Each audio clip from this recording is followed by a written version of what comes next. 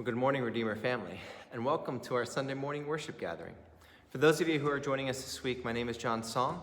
I'm the new assistant pastor here at Redeemer, and I've enjoyed being able to get to know some of you this past week, and I look forward for the opportunity and a chance to meet those who have not been able to reach, either through video calls or just being able to safely gather in person. Would love to get to know and hear your story, as well as discover how we as a church can serve you during this season that we're in life right now. You know, there's a phrase right now that we hear in all the advertisements and companies who are sloganing right now, and some of you are probably getting a little numb to it when describing how do we overcome challenges that we're facing in the world, and that's the phrase, we're all in this together.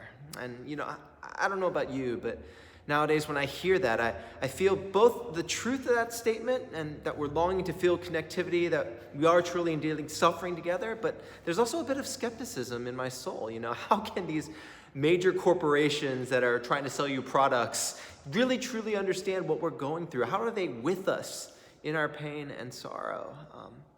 You know, I think that the better thing that gives us hope when we think about the phrase, we're all in this together, is to think about who the we're is in we're all in this together. What gives me hope is knowing that the church, the hands and feet of Christ, living in covenant, we, the body, are together. And we are looking to a God who holds all of these things in his hand. And that the gospel in both word and deed is being fulfilled as we labor through this season. How God has given us every good and perfect gift, and this gift of Christ that he has sent to us, his death and resurrection on the cross for us, the new life we have in his name. We are blessed by this God who calls him to himself. We are blessed by this God that calls us together this morning. So with that, we call you to worship with Song 65, verses 1 to 8. Praise is due to you, O God in Zion, and to you shall vows be performed.